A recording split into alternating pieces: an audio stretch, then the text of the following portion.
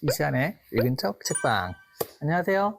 성신여대 경인교수이자 비즈니스, 테크, 인문 쪽으로 글을 쓰고 있는 작가 이시안입니다. 지금 너무 시야가 좋죠? 네, 여기가 여수입니다. 제가 오늘 강연이 있어가지고 여수에 오는데 정말 뭔가 좀 억울하더라고요. 뭔가 하나는 해야겠다 싶어가지고 오늘은 여러분에게 좀 이렇게 촬영을 해드리려고 하고 있습니다. 여기 보시면요. 네, 지금 네, 여기 이런 거예요. 이렇게 보시면 이렇게 강연장인데 지금은 점심시간이 와서 다들 점심 먹으러 나가시고요. 와, 저 보세요. 저 지금 보트 타고 난리가 났죠. 네. 자, 오늘 여수에서 여러분에게 소개해드릴 책은 어떤 책을 제가 생각했냐면, 여수하면 딱 생각나는 거 있잖아요. 바로 난중일기입니다. 생각나셨나요? 난중일기에 대한 이야기를 좀 해보도록 하겠습니다. 짜란! 자, 여러분, 강의가 끝났습니다. 강연이 1시간 35분 정도 하고, 그리고 이제 끝나고 바로 이동을 했거든요. 어디냐? 왜 여수하면 이순신 난중일기냐? 바로 여수에 이순신 장군이, 그러니까 본진이죠. 전라좌수영이 있던 곳입니다. 바로 뒤에 진남관인데, 하필이면 여러분 아시죠? 꼭 제가 올 때는 항상 공사 중인 거. 저 뒤에 건물에 저렇게 보시면 보수공사 중이라고, 다음에 열겠다고 정비사업 중이거든요. 그래서 이제 그 앞에 잠깐 와 있고요. 저렇게 보시면 저 문이 있죠. 저 뒤쪽으로 살짝 저 바닷가가 보여요. 그렇죠? 저 뒤에 살짝 보이는데 여기가 이제 전라좌수영 본진이 있던 곳입니다. 임진왜란은 1592년에 일어났죠. 이러고 있을 때가 아니야 이렇게 왔잖아요. 1592년 5월 23일 날 발발을 해가지고 그때 이제 왜구가 쳐들어와서 거의 한 20일 안쪽으로 한양까지 쫙 치고 올라갔던 속도전이었는데, 난중일기는요, 임진년에 딱 전쟁 때부터 쓰여진 게 아니라 1월부터 있어요. 그러니까 외구가 쳐들어오기 전부터 있는데, 그때는 내용들이요, 주로 뭐 공무를 보았다, 활쏘기 연습을 했다, 이거밖에 없어요. 임진 그 외란이 발발한 그 달이 되니까 앞에 1, 2, 3, 4일 정도만 있고요. 갑자기 싹 없어집니다. 그리고 그 뒤에 20 며칠 날짜리 하나가 있는데, 그만큼 뭐 일기를 쓸 정도의 정신이 없을 정도로 뭔가 전황이 급하게 돌아갔다는 걸 알 수가 있죠. 그 전에 대비할 수 있었던 것도 아니고 갑자기 일어난 사건이다라는 걸 짐작할 수가 있어요. 이 일기의 날짜만 봐도요. 여기가 이순신 광장입니다. 저기 이순신 광장. 여수해전에서 11전 전승을 거둔 기념으로 만들어진 광장이라고 해요. 저쪽에 여기 거북선 있고 저쪽에 이순신 장군님 동상 있고 그런 곳인데, 제가 알고 온 건 아닌데 그 지금이 이순신 축제가 이제 내일부터 시작해서 한 3일 동안 합니다. 정말 이렇게 딱 맞을 수가. 그래서 되게 시끄러워요 지금. 어쨌든 네. 그래서 난중일기를 보면 굉장히, 저는 원균이 사실은 좀 이순신을 영웅시하기 위해서 만들어낸 빌런인 줄 알았거든요. 근데 그래서 조금 너무 좀 과장되게 나쁘게 얘기한 거 아닌가 했는데, 난중일기를 보면 정말 계속 이순신 장군이 원균에 대해서 얘기를 합니다. 네. 그래서 음험하고, 그리고 항상 이제 문제를 일으키고, 그리고 뭐 여자 밝히고, 이런 여러 가지 문제들, 계략을 자꾸 만들고, 그리고 결정적으로 그 우군이 당하는데 그거를 못 본 척 지나가기도 하고, 그러니까 자기가 살려고, 이런 정말 나쁜 사람으로 묘사가 많이 되더라고요. 직접적으로 그 난중에게 처음부터 끝까지 정말 많이 써 있습니다. 여러분, 이 거북선 안에 관람할 수가 있어요. 관람할 수 있어서 같이 한번 들어가 보도록 하겠습니다. 깜짝 놀랐는데 여기 지금 사람이 있는 줄 알았거든요. 근데 사람은 아니고 지금 이런 식으로 관람 가능하게 되어 있습니다. 지금 사람이 있네요. 있어. 네. 그러니까 생각보다 이순신 장군이 좀 덕장 같은 느낌이 좀 있잖아요. 근데 생각보다 굉장히 엄해요. 칼같이 사람들을 좀 딱 다스리고 11명의 어떤 규율을 어긴 사람을 효수하기도 하고 굉장히 엄하게 다스리고 있는데요.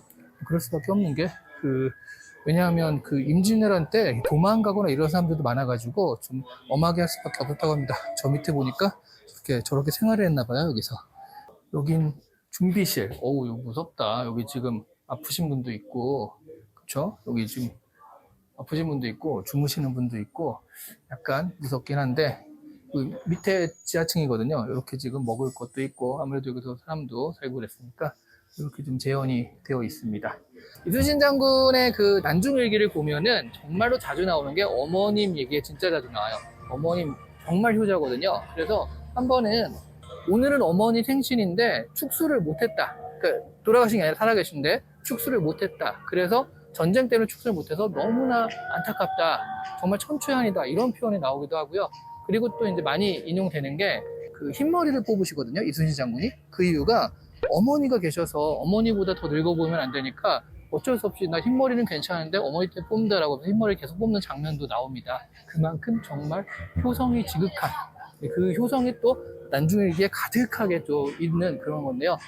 근데 이제 안타까운 게 발생을 하죠. 백예종군 때 그 하필이면 어머니가 그때 돌아가신 거예요. 지방으로 내려가다가, 전라도로 내려가다가 중간에 들려가지고 어머니 상을 치르는데, 이 효자가 그때 옛날에는 어머니 상을 오래 치렀잖아요. 그걸 못 치르고 가게 되는, 너무 막 마음이 찢어지게 안타까워하는 그런 것들도 난중일기에 잘 표현이 되어 있습니다. 여기 이제 엑스포, 여수 엑스포입니다. 저 뒤에 보이시죠? 이 엑스포. 이순신 광장 바로 앞에 딸기 모찌를 파는 집이 있는데 줄이 너무 긴 거예요. 그래서 보니까 이거를 미리 좀 싸놓으면 되는데 그 주문 받으면 그때 하나하나 막 싸고 있거든요. 완전 상술이죠. 줄을 세우려는 상술이에요. 그래서 바로 넘어가서 샀습니다. 30분 동안 줄 서가지고 딸기모찌 사왔어요. 난중일기 보면 가장 궁금했던 게 그거였어요. 이순신 장군은 백예종군 했잖아요. 백예종군 했을 때 실제로 뭘 했을까? 우리가 어렸을 때 배울 때는 마치 이등병으로 강등돼가지고 뭐 병사들이 하는 것 같은 그런 일들을 했었다, 이렇게 배우기도 했었거든요. 그런데 읽어보니까 그건 아니에요.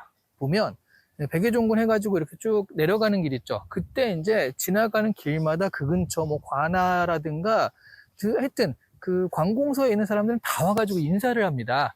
뭐 주고 말 빌려주고 이런 식으로 인사를 하고요. 그러니까 따지고 보니까 제가 좀 찾아봤거든요. 그때 당시에 그 백예종군이라는 건 이등병으로 강등해서 뭐 그런 게 아니라 약간 보직해임?